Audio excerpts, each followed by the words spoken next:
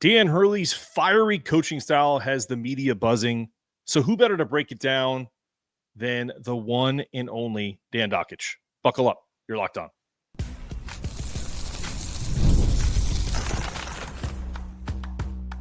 You are Locked On UConn, your daily podcast on the UConn Huskies, part of the Locked On Podcast Network, your team every day.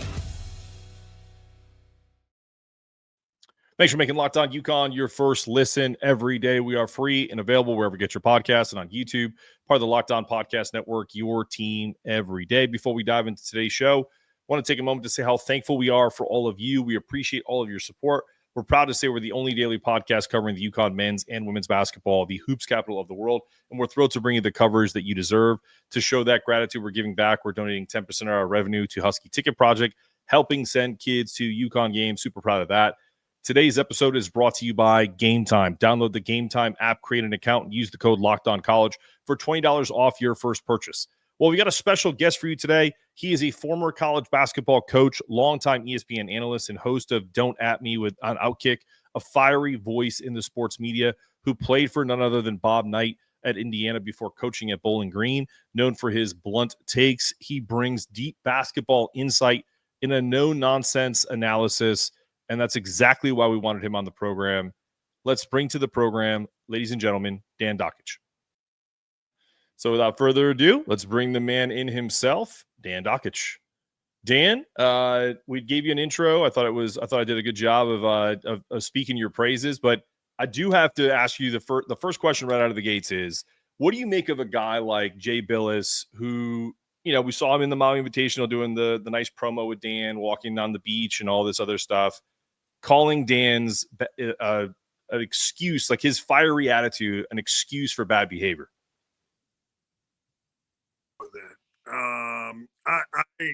I disagree with it because Jay's never been in that position. You know, Jay was an assistant coach a long time ago, and you know, he's never been where your paycheck, your kids, your livelihood depends on it. And if you haven't been in that situation, the easiest thing to do is sit in a studio and say, "Oh, this is the way it is. This is the way it is." I coached the head coach for a long time, and I could give a rat's ass whether or not somebody liked my behavior as long as we won. I always tell this story. We were at Bowling Green. It was a year that we were rolling pretty good. I think we won 24, 25 games, and we beat Toledo, our rival, at Toledo.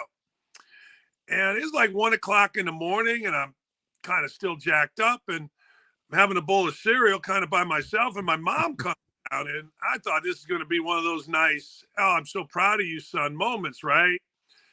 She, Daniel, and I'm like, "Oh, crap," right? It was, your behavior tonight was embarrassing. I sat right behind you, and the things you said and the way you went about it, I said, "Mom, I'm not going to lie to you. In all due respect, you know I love you. I could care less." I said, you know, and that's not the easiest thing for a son to say to a mother, but I said, "I could care less." I go, "I'm there to win a game, and I'll step on my own head to win a game. I'll step on your head. I don't care. I'm there for one reason and one reason only, and that's to win a game. And whatever I've got to do to make sure my players understand it, to make sure that they're going." And that's what I see in Danny. You know, you played, you understand. If coaches aren't who they are every day, players are the smartest dudes in America at figuring that out. And Danny is who he is. And then the other thing, and again, this isn't directed at Billis. This is kind of directed at everyone, including the whole Duke holier than thou bullshit that they throw out. You know, Krzyzewski was one of the biggest jackasses of all time to officials. He was, you know, then he would go like this and cover it, right? But so maybe he understood and learned from his behavior. But I always said, when Coach Knight died, I didn't have a relationship with Bob Knight. I didn't want one. We had a falling out, and I had no interest in being around him or I didn't care. It didn't matter. Right. But I did say, when they asked me to give a video on his death, I said, "Look, if you liked us at Indiana, great. If you didn't like us at Indiana, great. If you hated us at Indiana, if you thought Bob Knight was too mean, if the players were too obedient, I would never send my son to go through that, great. But it was our thing. It wasn't your thing. It was our thing. And we loved it. and we reveled in it, and we wanted to win, and we learned how to win, and we learned how to be good fathers, and whatever all the other bullshit is, it was our thing. And that's how I look at UConn. Jay Billis may not like it, and he can go up there and pontificate as a 60-year-old guy that's never been in this position. The little girl next to him, whatever her name is, Carter, she can pontificate. She had never been in that position. It's the easiest thing in the world to do is to judge somebody else. But for UConn, this is their thing, and it's a damn good thing. I mean, let's be honest. Nobody gives a rat's ass if you graduate anybody. Nobody asks whether your players get arrested or they transfer in, or they're being paid. Nobody cares about any of it. That's all gone now. Building character, that's all gone. You know, I don't know if you noticed this, but let's talk about that building character thing that everybody. So when Jimmy Butler was rolling, you saw Buzz Peterson, his college coach, man, he's sitting in the front row. He's talking about Jimmy Butler, my guy, Barquette, right? Jimmy Butler's been a pain in the ass for about what? A year now? You haven't heard one word out of the old college coach. Man, that's so full of shit with all that stuff. So be good, be glad, be mad, be angry, be sad. But this is UConn's thing, UConn's business. And UConn's business has been historically good. That's how I look at it. But hey, what do I know? Well, you know a lot. You've like, as you said, you've been in the position. You've taken your lumps as a head coach. People have piled on you for things that you've said, and and that's the thing is it doesn't. I agree with you, and I'm was glad to bring you on because I think it's good for our audience who typically hears a lot from folks at Field of 68. The Jeff Goodmans, the Rob Dosters of the world. And also ESPN and Fox Sports News that kind of don't really look at the context of what's happening. And so that's why I wanted to bring you in because it's refreshing to hear someone who's actually been in that position that even had a falling out with someone like Bob Knight and can still have the same attitude. People say that's an old school attitude. Really not. So you mentioned Goodman, who I'm fine with, Robbie Hummel, who I like. So after the deal in Maui, on whatever it is, I don't follow them on Twitter, but Twitter comes across. We have to have a national conversation, right, about Bobby Hurley, and I'm like, well, Hummel never coached nothing, never won nothing. I mean, maybe he won a Big Ten tournament or something. I don't know. I don't even think he won anything. Goodman's never coached. But because they have an audience, we have to have a national conversation. All right. Well, I'll tell you what, and this again goes back to what I said, Mark. You guys go ahead and have your national conversation. Great. Wonderful. Hope you get a lot of clicks. Hope you get sponsors. Hope you get a deal out of it with FanDuel or wherever the hell you're going to get. But that ain't UConn's thing. Yep. It's UConn's thing. And at the end of the day, they got 2 national championships, and I don't know their team. I'm not going to pretend to. They've had injuries back. Okay. Yep. But I don't know that once the tournament starts, there's going to be a lot of people betting against UConn. Let's put it that way for a three-peat. Not saying they are. I know they lost a bunch. I get it. So go ahead. The writers, ESPN, Fox, everybody, have the conversations. It's awesome. Fantastic. But that don't matter because this is UConn. I used to say that about Coach Knight. Oh, man, y'all are pissed, huh? When I was an assistant. Oh, you're pissed. I tell you what. Go over there in the corner and be pissed. What I used to tell my kids, too. Let me know when you're not pissed. And then you come on back. We'll have a comment. But just, the media guys, go be pissed. Go do it. Yes, you're pissed. Go be pissed. Meanwhile, Danny Hurley's coaching his team, and they'll get the thing figured out. Absolutely. Well, we're going to take a short break, and when we come back, we're going to talk about we're going to show a little video of Dan's press conference and let Dan Dakich comment on it when we return. Attending an NFL playoff game has got to be an experience like no other. The energy, the excitement, the connection with other fans are unmatched. I remember the thrill of seeing my favorite team clinch a playoff win live. It's a memory I'll never forget. This year, Game Time makes it even easier to create those unforgettable moments with their new feature, Game Time Picks. It filters out the fluff and shows you only the best deals on great seats so you can focus on what matters, being there. I use Game Time Picks to grab tickets for an upcoming playoff game, and it couldn't have been any easier. I found a super deal that gave me an incredible value for amazing seats, and I could even preview the view from my spot before buying. The all-in pricing is a game changer. No surprise fees at checkout. Plus, knowing my tickets are backed by the guaranteed Game Time guarantee gave me complete peace of mind. You have on-ticket delivery, lowest price guarantee. You even had event cancellation and job loss protection. Absolute no-brainer. So take the guesswork out of buying tickets with Game Time. Download the Game Time app, create an account, and use the code LOCKEDONCollege for $20 off your first purchase. Terms may apply. Again, create an account and redeem the code LOCKEDONCollege for $20 off. Download the Game Time today. Last-minute tickets, lowest price guaranteed.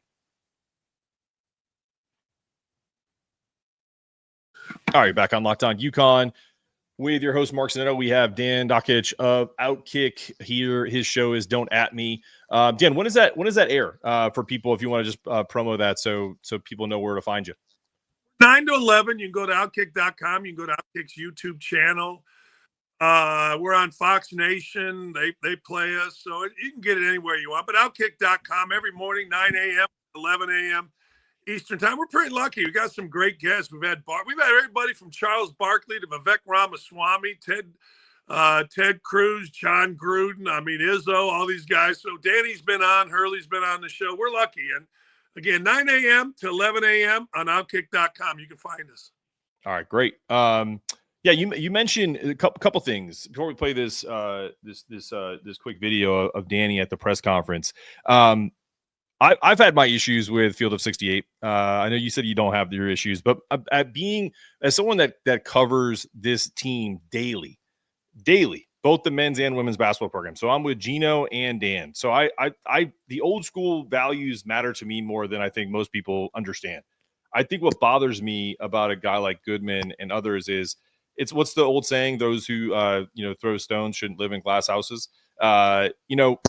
Some of his behavior over the years, as anyone has, myself included, you just don't judge people based off of when they're in the heat of battle. That's my biggest thing. And as we talked about, if you haven't been in it, if you haven't done a sport, if you haven't been a coach or a player of any kind, that's what kind of sticks in my craw more than anything. Yeah, I've had problems with Jeff, but I always. I guess I've grown up, which is I don't really believe I have, but I guess somebody wants to get mad at me, I may fire back just because that's my nature. Right. But I hear people that haven't coached as head coaches criticize coaches for certain things. All right. Now, if guys have played and they're like, well, they, should have done this, that's fine. But when you get into the psychology of coaching, when you get into the psychology of how a guy runs a program and deals with his team, I don't want to hear it. I honestly don't. It's like I had one lady at ESPN. Well, this person, she can X and O just as well as you, as one of these sideline ladies. I said, that's great. What would you do to get this shot? I said, well, what would you do? And she went through this elaborate thing. Told me who would get it. I said, well, what's the look in that person's eyes in the huddle? Well, what do you mean? I go, that's the most important thing. I mean, you can everybody draw up some, but what's the look of the person's eyes in the huddle? Who do you look at and think is going to make a shot? Who do you look at and think is afraid of the moment? Who just this last practice hit 3 in a row running this particular play? Well, I didn't think about that. Well, that's what coaching is. Why. It's like that's what real coaching is. You read your team. And if Danny came out and all of a sudden, or Gino or any great coach came out and he wasn't himself, the first people that would read it would be who? The players. And then you lose credibility. So I don't really like if somebody wants to say they should have recruited this guy or they didn't, that's fine. Or if they want to say, hey, USC is going to hire this assistant or this head coach, that's great. But when it comes to the psychology of it, I just keep scrolling and just laugh about it. And that's kind of what it's not just Jeff or Hummel or whoever. It's just literally everybody. That's why I always say I'll listen to Fran. I'll listen to Seth.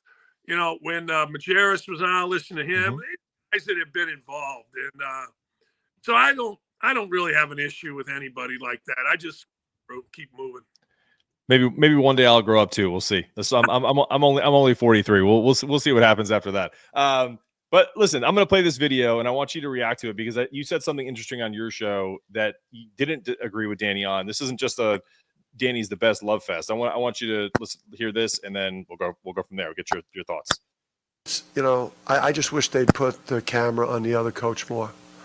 You know, obviously I had a moment with Coach Dad Mata today because he was so far out of the box that I figured I would just go over and have a powwow with him and Pat, you know. But like, I just wish they would show these other coaches losing their minds at the officials in other Big East games that I'm coaching, where I look going into a timeout when I'm not talking to officials.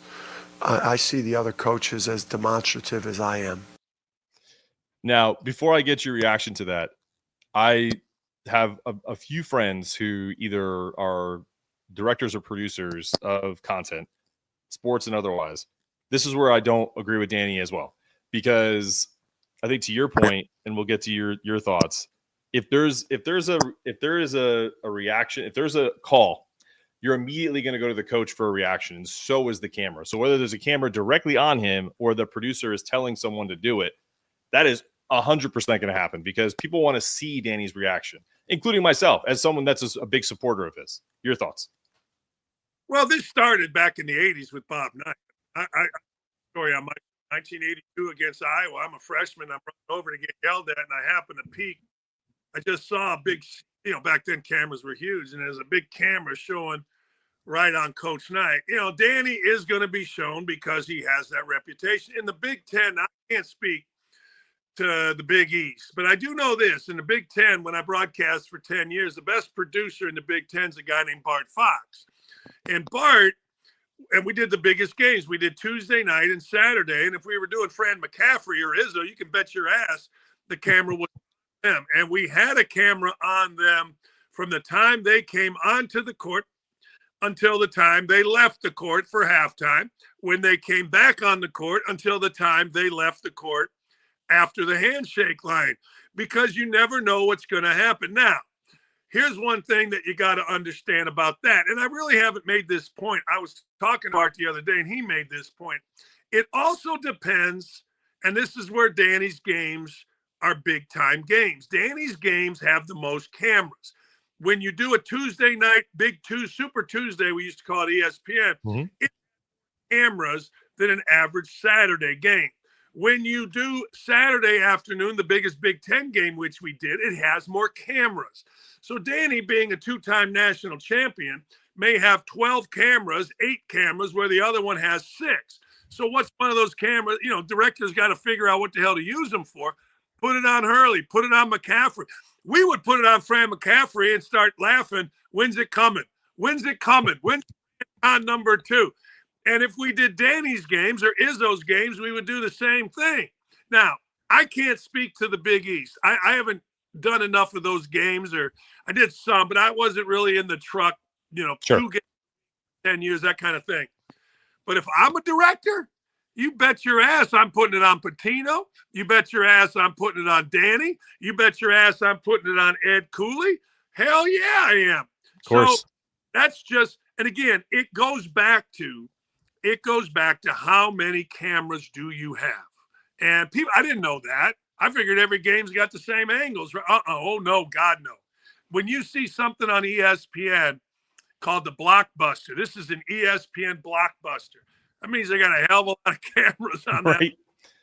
So, that's for sure. No, I think you're spot on, and it goes down the line from the 12 camera setup to the teams that are relegated to ESPN Plus have like their own cameras and like maybe one other. So it's hard to zoom into, a mid-major coach who's losing his mind the way it would with Danny. Last question before we get to the last segment.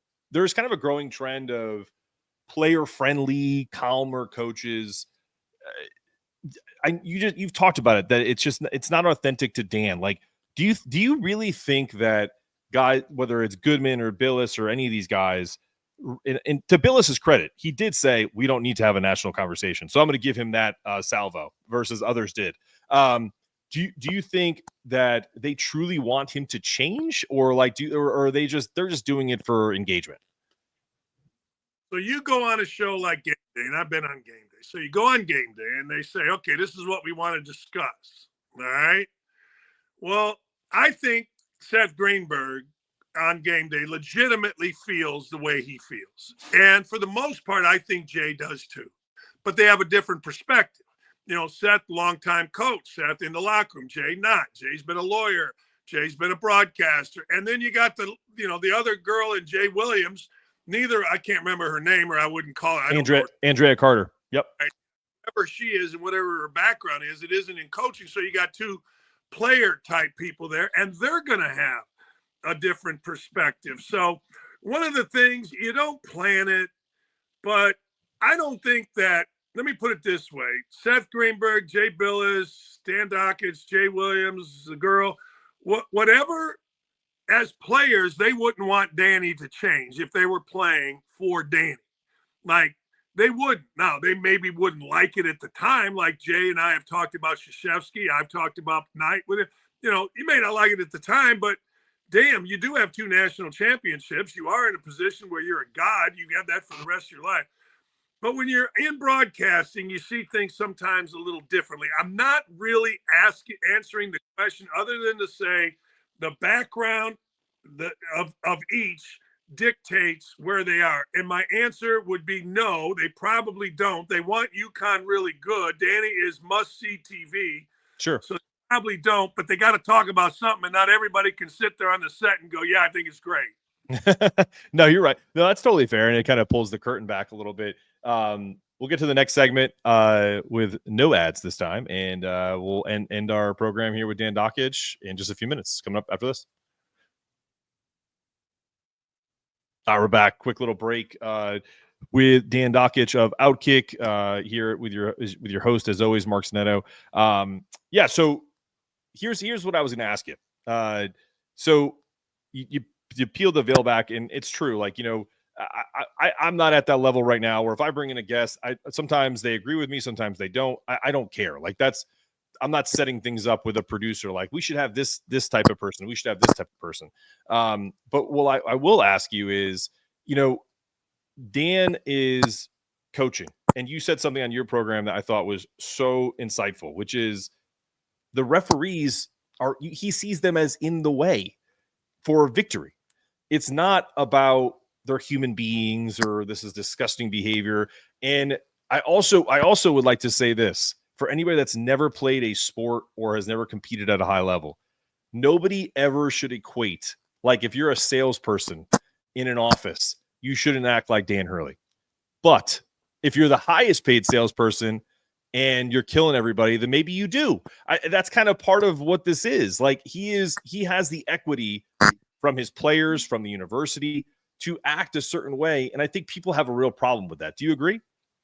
Totally agree. I always told Coach Knight, I go, man, you ever lose, your ass going to be out of here so fast. Yeah.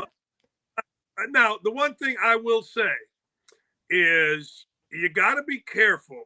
I remember, and I'm making myself out to be, I don't know, but I remember telling Coach Knight when I left in the spring of 97, I said, man, you better, I because I played for him and was his 2-time captain, I could tell him certain things that other coaches couldn't, right? I'm like, Coach, you better get somebody in here that tells you no. Like, I'll give you an example. When you get to the, Coach Knight, Danny Hurley, multiple national championship things, you can think you're bulletproof. And sure. Coach, never forget, man, he embarrassed the AD in the back hallway one time after a game. And I walked into our coach's locker room. We had a little area. It was TV, couches, whatever. And he was kind of happy with himself. And he looked at me, he goes, what's wrong, Dakich? I'm going to tell you, man, Clarence Doninger, the AD, he's got an ego too. And he's a high-paid lawyer, man. He's a smart dude. He's a tough dude. He played here 100 years ago, but he did play here. And remember, he got an ego. I go, okay, I'm just telling you. And then he called me later on. He goes, what do you think I should do? I said, I just think you should go see him tomorrow and, smooth it over. And he did. But So you got to be careful not to believe your own bullshit. Let's put it that way. Where you're Danny, you think you've won it, and you have. You've been the best coach in the business, as he said, and he's right. But you got to be careful. You got to have, and I'm sure he does, people around him that are like, yo, not necessarily on the court or with his team, but in other relationships, because the way it really works is the AD is getting calls. Hey, man, your coach is out of control. The president is having to answer for it at booster meetings. Hey, man, I saw Danny just going batshit crazy again. What are you going to do about it? And like anybody else, Mark, they get tired of that. They Fair. do. Everybody wants to right now, and I think it's true. I think it's good. Right now, people are like, hey, man, this is the best coach in the country. When you're the best coach in the country, people are going to come at you, and they're finding things that come out. And that's probably true. But at some point, you got to make damn sure that what you're doing on the court isn't spilling over to relationships in the UConn family. That's what happened with Knight. Knight didn't get fired for losing. Knight didn't get fired for touching a kid. None of that stuff. He got fired for people he was a jackass to, whether it was the president, vice president, president in charge, or vice president in charge of communications for the University of the A. He got fired for that. Right. So, if anybody would ask me, and I don't expect anybody to, that's what I would suggest. Don't let that creep over here. Be the best guy, which he has been, giving guy, city guy, town guy, campus guy, but make damn sure that that is on the court, and that is different than off the court. Yeah, I couldn't agree more. From my very tiny interactions with him and seeing him with other people, what I would say to you and others is he is more respectful than almost any coach that I've ever been around in that respect. So I don't anticipate that, because he does kind of surround himself with a good group, whether it's the coaching staff with Luke and Kamani, and obviously his wife Andrea plays a big part in a lot of what he does in his life, and even having Andrew, his son, as a GA on the team helps. So I don't think we'd see the same type of fall from grace, if you will, but it's possible. I think anything's possible. I always said this about Coach Knight. I always said, you know what, he's one of the nicest guys, funniest guys when he wants to be. Sure. Put the when he wants to be with Danny. I've seen Danny in a lot of different situations that maybe he didn't even know I was watching, or I was even at. I don't know. But I've never seen him anything other than incredibly gracious, nice, kind, engaging. And so I'm not saying there's going to be a fall from grace. I'm just saying people are, when you all of a sudden you're on game day and Billis and everybody's doing a segment on it, now the president's going to be asked about it. The antennas are up. The antennas are up. But I tell you this, baby, Al Davis, hey, just get those W's, stack another national championship. I'm just glad he didn't go to the Lakers. The Lakers. Oh, me too. I mean, I like college basketball. I think he's great. I don't think he's good for college basketball. I think he's great for college basketball. Well, from your lips to God's ears, hopefully he stays for time to come. Last quick question for you, and then we're going to close the show. This year's team, as you mentioned, I'm not asking for basketball analysis. We got about a minute here. I'm more thinking of their best player, Liam McNeely, was a guy that was going to go to Indiana. Took him from you guys. I apologize, but not really. And now he's coming back from an injury. Maybe tonight, likely against Marquette. Is Dan Hurley's team fully healthy coming in hot into the NCAA tournament the worst nightmare for all these guys who don't want to see him get that three-peat? Oh, there's no doubt. I mean, look, Dan Hurley's team, when healthy, is as good as any. Is it as good as, the last couple of years when they've blown their way through the NCAA? No, McNeely is a massive part of that. And what you'd like to do, if you can, and you mentioned maybe he comes back tonight, maybe it's this weekend, but you want everybody back with enough time so that everybody's comfortable playing against and with one another. That's what you really want. And oh God, yeah, absolutely. Look, I think Auburn is terrific. I think Alabama has shown itself. I think Michigan State has a chance. Izzo really likes his team. They've got, they have what Izzo has won with. But I'll tell you this, man. If I look across and whatever seed I am, let's say whatever, I want to play UConn. No. Yep. Without a doubt. Appreciate you, man. We're gonna that's the program. Dan Dakich of OutKick. Go check out his show 9 to 11, outkick.com, and you can find it anywhere, YouTube, etc. I'm your host, Mark Zanetto, asking you to stay locked in, stay connected, make sure those toughness meters like Danny are always rising. And as always, go Huskies. Go Huskies.